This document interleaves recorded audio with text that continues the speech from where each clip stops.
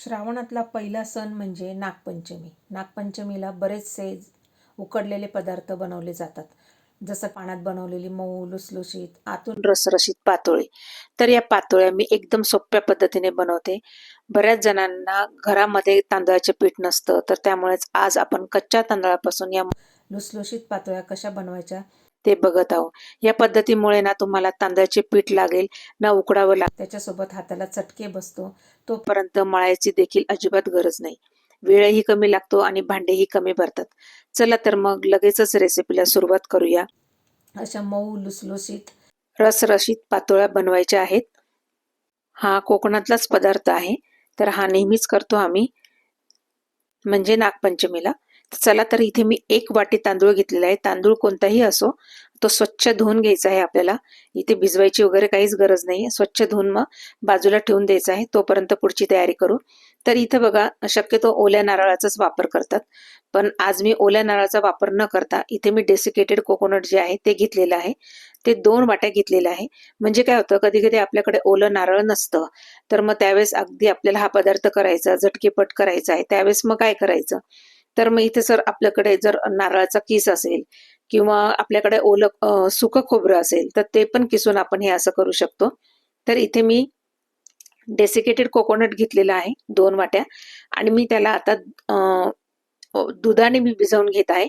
म्हणजे इथे जे ओल्या नारळाची जी बघा, ओल्या नारळ जे आपल्याला लागत असतं ना, तर त्याची इथे कसर पूर्ण होते ओल्या नारळाची.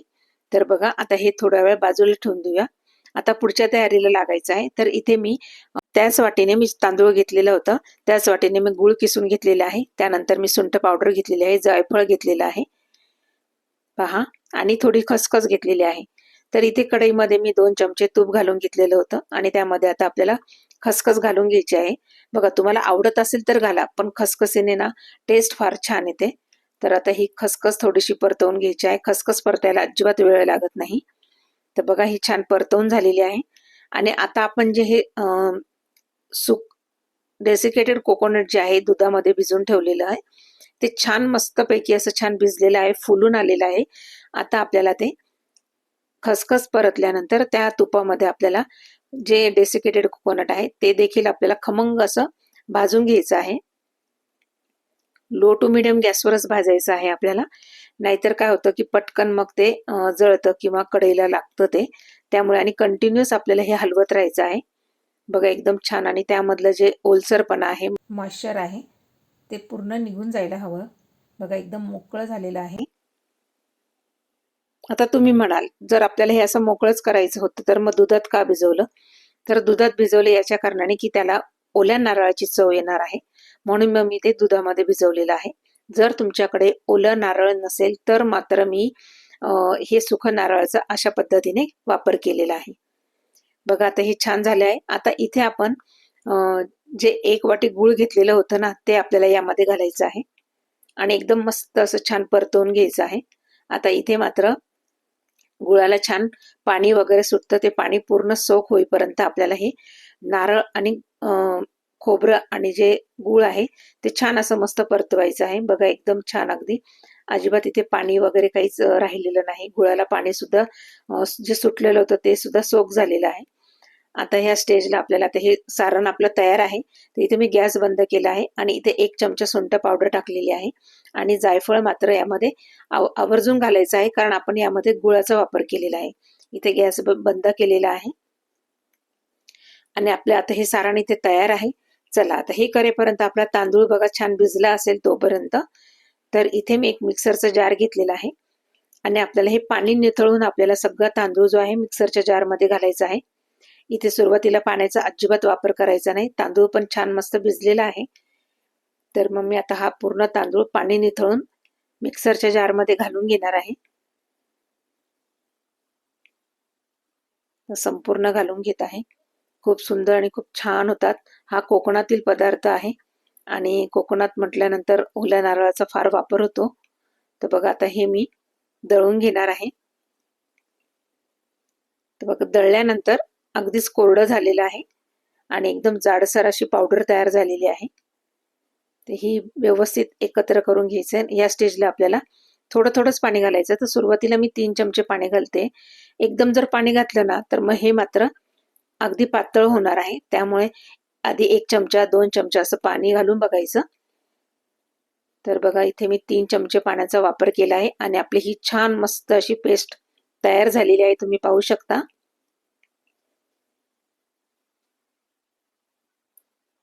तर आता इथे ही बाजूला ठेवून द्यायची आहे आणि आता इथे मी बगीच्यामधले हळदीचे पानं आणलेले आहे. तर हे खूप जास्त मोठे नाही, छोटेच मिळालेत मला. तर आता मी स्वच्छ धुवून घेतलेले आहे, पुसून घेतलेले आहे आणि त्यांची जी देठं आहेत ना ती मी कट करून घेतलेली आहे. खूप सुंदर वास येतो या हळदीच्या पानावर जर तुम्ही केलं तर. पण तुमच्याकडे जर हळदीचं पान नसेल तर तुम्ही अगदी केळीच्या पानावर जरी केलं ना तरी चालणार आहे. या ठिकाणी मी जो तांदूळ वापरलेला आहे त्या ठिकाणी अगदी तुम्ही तांदळाची पिठी वापरून जशी आपण मोदकांसाठी उकड काढतो ना तशा पण पद्धतीने जर तुम्ही केलं ना तरी चालणार आहे. बघा आता हे जे आपण तांदळाचं जे बॅटर तयार केलेलं होतं ते ह्या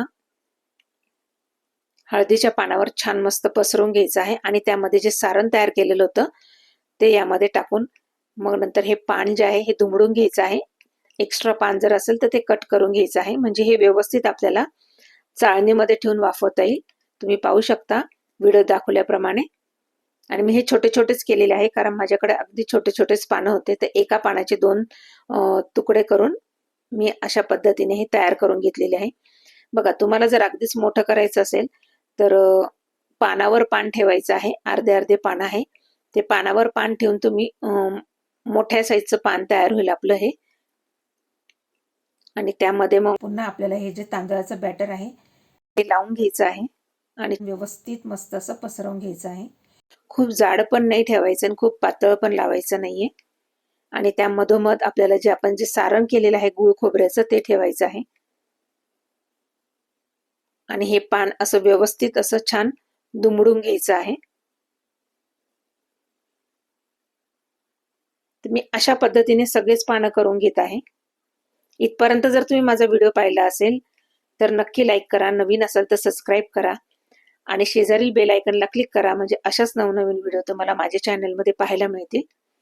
तर बघा आणि हे आपल्याला अगदी खाली मी पातेल्यामध्ये पाणी ठेवलंय, वरती चाळण ठेवली आणि त्यामध्ये ठेवून घेतलेलं आहे. आणि 15 मिनिटं तरी आपल्याला हे वाफवून घ्यायचे आहे. 15 मिनिटांनंतर आपल्याला हे काढून घ्यायचे आहे.